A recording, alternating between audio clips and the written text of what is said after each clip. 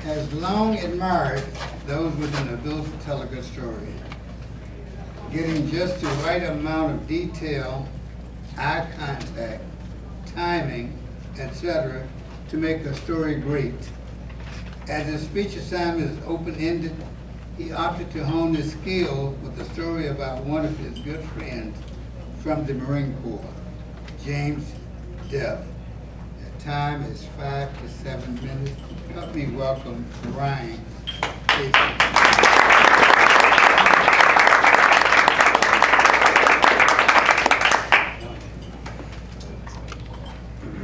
James Oxford Dirth is a very good friend of mine.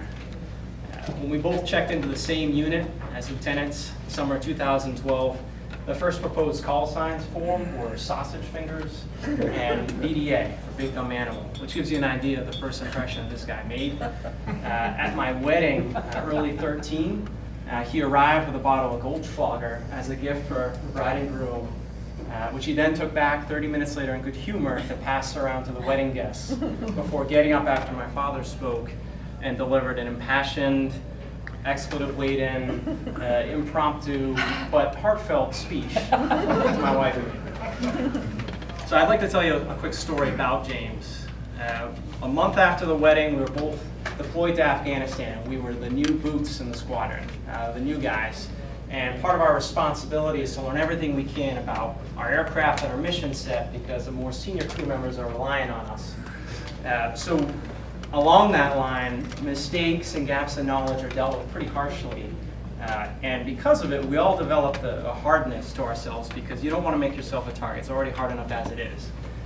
James was the one guy in my class though who wouldn't do that. He was still the same outgoing, friendly, jovial guy that he always was. And this, unfortunately for him, attracted the attention of one of the more senior captains in my unit, Captain Scott. So this guy, he was a jerk, to put it nicely. And he, like James, had also played football. He had actually gone to the Naval Academy, and for some weird reason, this guy had a chip on his shoulder. He didn't like James, he didn't like his personality, he didn't like his style, and he went out of his way to make sure that James knew he didn't like him. So first by questioning him, then by insulting, and finally belittling him over a period of weeks into a couple months. And I remember working out with James after a long shift. It was a 12-hour shift, go to the gym afterwards, and I was sitting there with him. James, how are you putting up with this crap from Scott? And he's like, and James always had this tendency to talk almost like father, son, kind of in a cheesy way, but he leaned in to me and he said, you know, Ryan, my father always told me to kill him with kindness. And then he leaned in a little bit closer and he said, but if that doesn't work, you grab him with the left fist and then you fix him with the right. He started to give that crazy laugh of his, and I'm like, all right, that's unsettling. So he's like, I'm gonna fix this. He's like, I've had enough. I'm gonna talk to Scott. I'm gonna iron this out. So he goes and finds Scott in his work center, and Scott was in charge of a small detachment of maintenance Marines, kind of on the periphery of the squadron spaces in a little tent. And Scott is kicked back on a couch, feet up, looking at his phone or a book or something, all the things you're not supposed to do as an officer. And James finds him and says, hey, I need to talk to you. And Scott's looking down, not even acknowledging him with his eyeballs. What is it? And so James proceeds to pour his heart out. Hey, we are brothers in arms. We are on the same team. This deployment sucks enough as it is. I don't, whatever problems we have, let's work this out now, man to man. They're talking about it. So Scott says, okay. He finally looks up at me. Are you done? He's like, yeah, I am. He's like, all right, get on my tent. All right? I don't want to hear from you again. Get on my tent.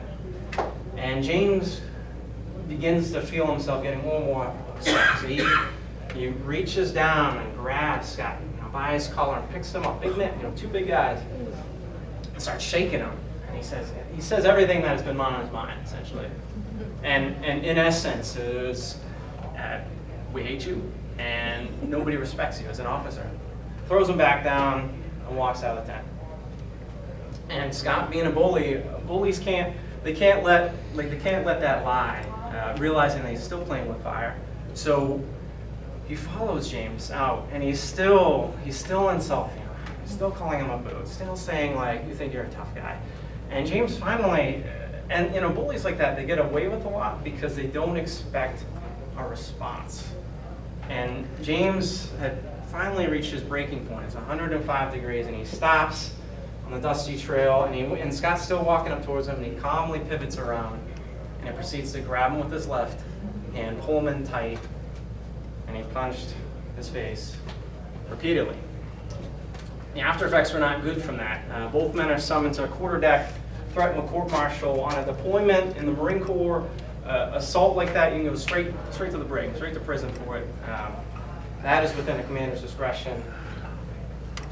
And our CO gave him one opportunity. You both can shake hands and never speak of this again, and that'll be the end of it, or you're both going up for court-martial.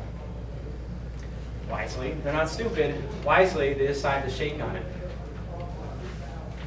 And that was the end of it, because from that point on the deployment, Captain Scott was like a different guy. It was as though James's fist had knocked everything bad out of that. He became a team player. He was helpful, he was courteous.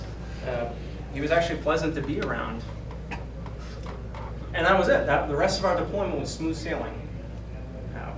Now, as a bit of an epilogue, I also confronted James Zerth at one point, just within weeks of that incident. And I said, hey James, that was great what you did. Great job, beating up Scott, that's awesome. You also kind of made a mess of my wedding. While you were giving that speech, my wife was ripping my kidney through my blazer. She's grimacing like, this is the worst speech I've ever heard. This wasn't supposed to happen.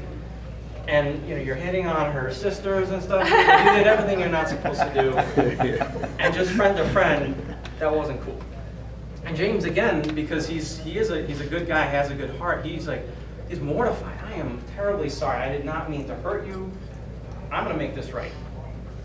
That's it. He's like, I'm going to make it right. And he left. I'm like, all right, I'm sure he's going to make it right.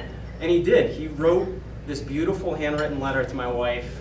And it starts out saying all the things he'd expected to say. I'm terribly sorry. I have only love for you guys. Would never mean to disrespect you, especially on your wedding.